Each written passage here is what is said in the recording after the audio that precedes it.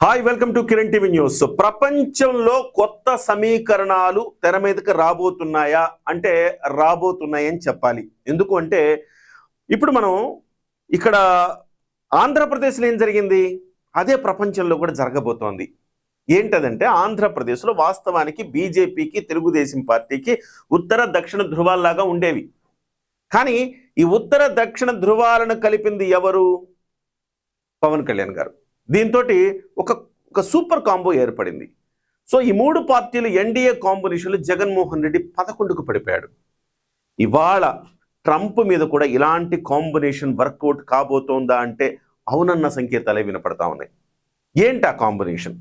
వాస్తవానికి ట్రంప్ ఏదో కక్ష పెట్టుకున్నట్టుగా భారతదేశం మీద వ్యవహరిస్తూ ఉన్నాడు. గత కొంతకాలంగా చూస్తున్నాం. పాకిస్తాన్కి సపోర్ట్ చేస్తూ ఉన్నాడు, తుర్కీకి సపోర్ట్ చేస్తున్నాడు. అంటే ఓవరాల్గా పాకిస్తాను, తుర్కీయే, తర్వాత అమెరికా వీళ్ళందరూ కూడా ఒకటిగా కనపడతా ఉన్నారు. బయటికి మనతో స్నేహం నటిస్తున్నాడు, లోపల మాత్రం కత్తులు నూరుతున్నాడు. మరి ట్రంప్ వ్యవహార శైలి ఎందుకు ఇలా మారింది? ఒకప్పుడు ట్రంప్కి మద్దతు ఇచ్చిందే భారతీయులు ఆయన రెండోసారి గెలవటానికి. అలాంటిది ట్రంప్ భారతదేశం మీద ఇంత కక్ష ఎందుకు పెంచుకున్నాడు?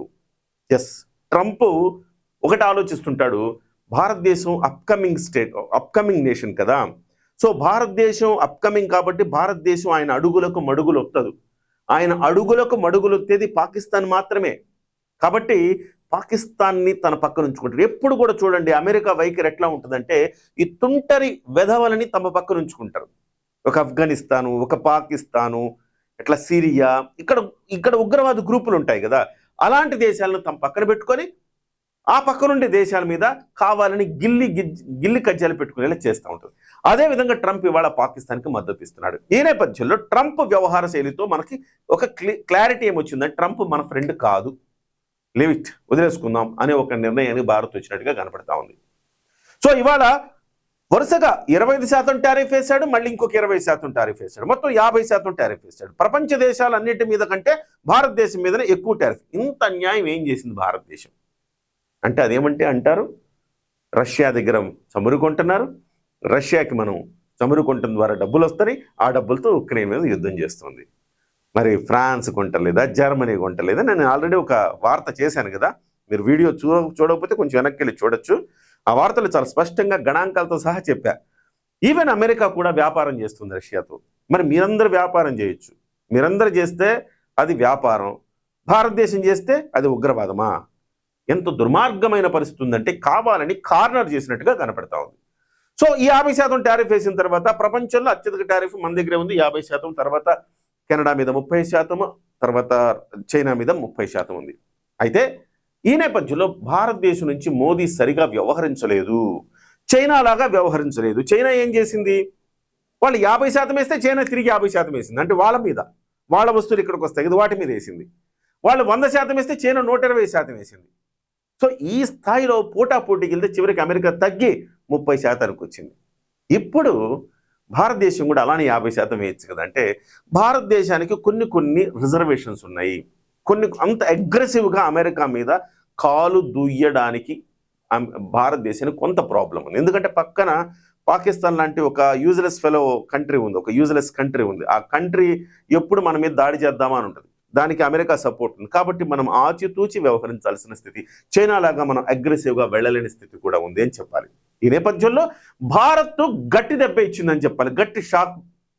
ఆ షాక్ ఏంటంటే చూడండి, రష్యాతో బంధం మరింత బలోపేతం. ఏం చేయబోతున్నారంటే మోదీ, పుతిన్ మాట్లాడుకున్నారు. ఆ మాటల్లో ఏం చెప్పుకున్నారంటే ఇలాగా ఈ ఆంక్షలు ఉన్నాయి కాబట్టి ఈ ఆంక్షల నేపథ్యంలో మీకు చమురు మరింత చౌకగా ఇస్తాం, తీసుకోండి అని చెప్పి పుతిన్ ఆఫర్ చేశాడు. ఈయన కూడా, మోదీ గారు కూడా సరే అన్నారు.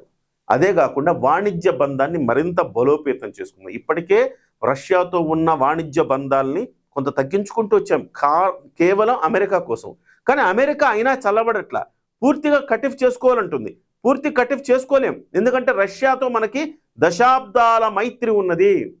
అమెరికా ఏ రోజైనా మనకు రంగులు మారుస్తుంటుంది కానీ రష్యా ఎప్పుడు మార్చరా. రష్యా స్థిరంగా భారతదేశం వైపు ఉంది. మొన్నటికి మొన్న ఆపరేషన్ సింధూర్లో మనం తుక్కు కొట్టాం పాకిస్తాన్ అంటే దానికి కారణం రష్యా వెపన్స్.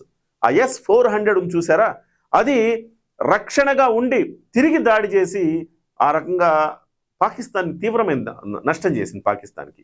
అదే చైనా వెపన్స్ పాకిస్తాన్కి వెళ్తే పాకిస్తాన్ ఆ వెపన్స్ అన్నింటిని కూడా మనం దాన్ని తుత్తునీలు చేయగలిగాం. అంటే రష్యా వెపన్స్ చాలా పవర్ఫుల్. రష్యా టెక్నాలజీ కూడా మనకు బదిలీ చేస్తుంది. రష్యాతో బ్రహ్మోస్ అనే ఒక క్షిపణిని కూడా మనం ఇద్దరం కలిసి డెవలప్ చేసుకున్నాం. ఈ రకమైన బంధం ఉన్న రష్యాతో మనం ఎందుకు వదులుకోవాలి? కాబట్టి వదులుకోదలుచుకోలేదు. ఇంకా నువ్వు 50% వేసినందుకు ఇంకా వీళ్ళతో వాణిజ్యం పెంచుకుంటానని మోదీ ట్రంప్కి మరింత షాక్ ఇచ్చాడు. నువ్వు ఇంకొక 20%, 70% వేసాడు అనుకో, మళ్ళీ ఇంకొక $100 బిలియన్ ఇంకా ఎక్కువ వ్యాపారం చేస్తారు రష్యాతో అన్నట్టుగా వ్యవహారశీలు తయారైంది. అయితే ఇక్కడ సూపర్ కాంబో ఏం జరగబోతుంది అనే దానికి వస్తాను నేను. మోదీ పుతిన్ మాట్లాడుకున్నప్పుడు ఉక్రెయిన్ మీద ఎందుకు నేను ఇలా దాడి చేయాల్సి వచ్చింది, ఏంటి కారణాలు ఏంటి, ఏ పరిస్థితుల్లో దాడి చేయాల్సి వచ్చింది అనేది రష్యా క్లియర్ కట్గా పుతిన్ మోదీకి చెప్పడం జరిగింది. మోదీ కూడా దాంతో ఏకీభవిస్తూనే కానీ చర్చల ద్వారా పరిష్కరించుకోండి, కొంచెం ఉక్రెయిన్ కూడా మాకు మిత్ర దేశమే కాబట్టి మేము గట్టిగా మాట్లాడలేకపోతున్నాం, కొంచెం మీరు చర్చల ద్వారా పరిష్కరించుకుంటే మేము కూడా హ్యాపీ ఫీల్ అవుతామని చెప్పేసి భారతదేశం చెప్పింది. At the same time Putin ఏం చేశాడు, జిన్పింగ్ కూడా కాల్ చేశాడు. జిన్పింగ్ చైనా అధ్యక్షుడికి కాల్ చేసి ఏ రకమైన పరిస్థితుల్లో ఉక్రెయిన్ మీద దాడి చేయాల్సి వచ్చింది, ఏంటి, అమెరికాని ఎలా ఎదుర్కోవాలి మనందరం కలిసి అని చెప్పేది డిస్కస్ చేశాడు. ఓవరాల్గా పుతిన్ ఏం చేయబోతున్నాడంటే పవన్ కళ్యాణ్ గారు పోషించిన పాత్రని పుతిన్ పోషించబోతున్నాడు. ఒక 2 బలమైన పక్షాల్ని దగ్గర చేయబోతున్నాడు. భారత్ చైనా మధ్య అంతరం చాలా ఉంది. చైనాకి భారత్ ఎదగటం ఇష్టం లేదు. అందుకే చైనా ఎప్పుడు భారత్ మీద కొంత ఇబ్బందికరమైన పరిస్థితులు క్రియేట్ చేస్తూ ఉంటుంది. కానీ ఇప్పుడు ప్రపంచంలో ఉన్న పరిస్థితుల నేపథ్యంలో ఎస్పెషల్లీ అమెరికా వ్యవహరిస్తున్న తీరు పట్ల గుర్రుగా ఉన్న ఈ దేశాలన్నీ ఒకటిగా అవ్వాలని నిర్ణయించినట్టుగా సమాచారం. మరి వీళ్ళిద్దరిని కలిపే బాధ్యత ఇప్పుడు పుతిన్ తీసుకున్నారు. భారత్ చైనా కలిస్తే ఒక ప్రళయమే అని చెప్పాలి. ఒక RRR కాంబినేషన్, జూనియర్ ఎన్టీఆర్ అలాగే రామ్ చరణ్ కలిసినట్టుగా, అలాగే చిరంజీవి బాలకృష్ణ కలిస్తే ఎట్లా ఉంటుందో, అలాగే చంద్రబాబు నాయుడు గారు పవన్ కళ్యాణ్ గారు వస్తే ఎలా ఉంటుందో అలాంటి కాంబినేషన్ అని చెప్పాలి. ఇవాళ ఆ కాంబినేషన్ని సెట్ చేయడం కోసం పవన్ కళ్యాణ్ గారు వహించిన పాత్రని ఇవాళ పుతిన్ వ్యవహరిస్తూ ఉన్నాడని చెప్పాలి. చాలా అంటే అర్థమయ్యే రీతిలో చెప్పాలని కొంచెం పొలిటికల్ లాంగ్వేజ్ కూడా యూజ్ చేశాను. కానీ నిజంగా చెప్పాలంటే ప్రపంచంలో అత్యంత ఎక్కువ జనాభా ఉండే 2 దేశాలు, అత్యంత మ్యాన్ పవర్ ఎక్కువగా ఉండే దేశాలు, అలాగే అత్యంత యువత కలిగిన దేశాలు, ప్రపంచాన్ని శాసించగల శక్తి కలిగిన దేశాలు, ఈ 2 గనక కలిస్తే వాటికి రష్యా తోడైతే ఇక శత్రు దుర్భేద్యం అని చెప్పాలి. అమెరికాకు చుక్కలే కనబడతాయి అమెరికాకు అని చెప్పాలి. ఇవాళ జగన్మోహన్ రెడ్డి గారు చేసినట్టే ఇతను చేస్తున్నాడు ట్రంప్. ఎట్లా చేస్తున్నాడు? జగన్మోహన్ రెడ్డి ఏం చేశాడు? అటువైపు పవన్ కళ్యాణ్ గారిని వ్యక్తిగతంగా వ్యక్తిత్వ హననం చేశాడు, చంద్రబాబుని జైల్లో పెట్టాడు. చివరికి అతను చేసిన పని వల్లే వీళ్ళిద్దరే కలిశారు, లేకపోతే కలిసేవాళ్ళు కాదు. అతను గట్టిగా వీళ్ళిద్దరిని ఇబ్బంది పెట్టేటప్పటికి ఇద్దరు కలిసి పోటీ చేస్తే 11కు పరిమితం అయ్యాడు. ఇవాళ ట్రంప్ కూడా అదే చేస్తున్నాడు. 50%, 30% టారిఫ్లు విధించడం వల్ల వీళ్ళందరూ కూడా ఏకమయ్యే పరిస్థితులు సృష్టిస్తున్నాడు. సో జగన్మోహన్ రెడ్డికి వచ్చిన దుస్థితి రేపు ట్రంప్కు రాబోతోంది.